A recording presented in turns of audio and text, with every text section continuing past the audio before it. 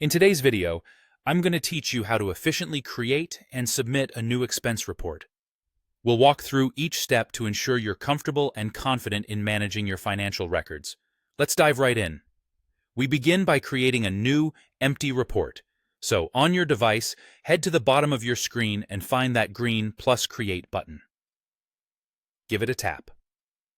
Once you're there, choose the option to create a report. What happens next is that a draft report pops up within your default workspace. Now, this is your starting point. Feel free to rename the report to keep your records tidy and organized. If you're working across different projects or departments, you might also want to switch workspaces. You can easily do this by using the More option available in your menu.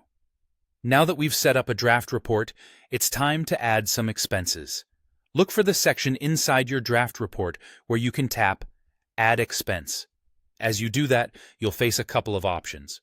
You can either create a new expense or add any existing unreported expenses. Let's look at these two options a little closer. If you're creating a new expense, simply tap Add Expense, then select Create Expense. This will lead you to a straightforward form where you'll need to fill in some essential details like the amount, the merchant's name, the category of the expense, and so forth. Once you've entered all the necessary information, the expense is instantly added to your report. The other option is adding existing unreported expenses. For this, you'll again tap Add Expense, but this time you'll choose Add Unreported Expense. This allows you to pick from expenses that haven't yet found a home in any report. Select what you need from this list, then tap Add to Report to ensure they're included. Once you've added at least one expense, you'll notice that the Submit button has now appeared, signaling that your report is ready to go. Now it's time for the final step, submitting your report.